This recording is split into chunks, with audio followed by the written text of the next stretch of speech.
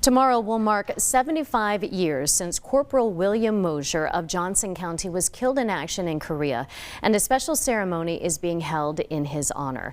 Here to tell us a little bit about his story, and it is an incredible one, and what this ceremony will entail is Dan Parsons, the commander of the Mountain City VFW Post 6908. Thank you so much for being here. Thank you so much for having me. I know that Corporal Mosier has a long history in the military. Can you give us just a shortened part of it? Well, it's actually, he didn't have a really long history because he went in at such a very young age and ended up in combat almost immediately.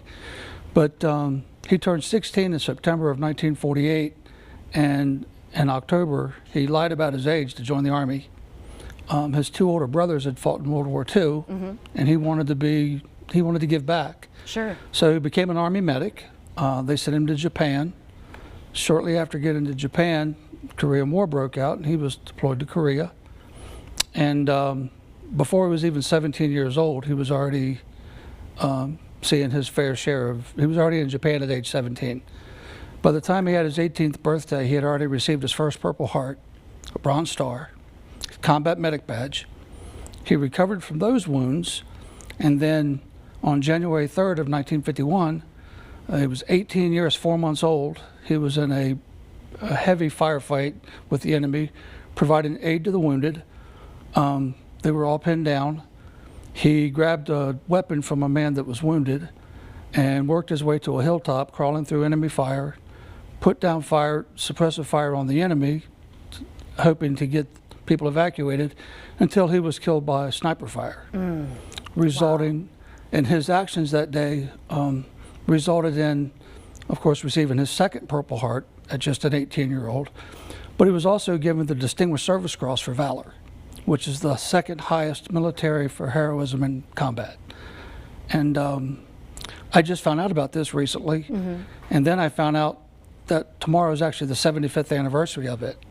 So myself, along with the members of the VFW, decided we wanted to commemorate that and bring his memory back to the people of Johnson County, that we actually have this war hero that had been forgotten. Yes, decorated for sure. What kinds of things are going on during this commemoration tomorrow? Tomorrow at 4 o'clock we'll be meeting at Heritage Hall. We've reserved the big facility there. We've got representatives from Senator Hagerty, Senator Blackburn, Congressman Harshberger, Timothy Hill, and Rusty Crowe will be doing a proclamation from the state. I've got I can't remember what it's called now, but it's a citation from the Commander-in-Chief of the National VFW has sent us a citation to read that he's being awarded because of his service. Absolutely. And we're just wanting to make it known that this young man should never be forgotten. And so we're asking all of the community, of course, to come out and support this, and we'll do the full posting of the colors, the whole national anthem, everything, and then guest speakers. We'll be talking about his biography. We'll actually read his Distinguished Service Cross citation on what he actually did to be awarded that medal, and so that'll be going on tomorrow afternoon. So important to remember all of our veterans, but particularly ones who may have been kind of lost in time, like Corporal Mosier was. Yeah, like I said, I just found out about it last year that we actually had a DSC recipient as a Johnson County native. So then I started doing more research on him, and that's when I found out about this, because you drive around the county and the state and you see all of these bridges and roads and highways named after these various individuals, but I never saw anything with his name on it. Right. And this is an opportunity to do that. It's an opportunity to let the community see that he's not being forgotten, and in the process of all of that, we've already started. I've already met with the county commissioners.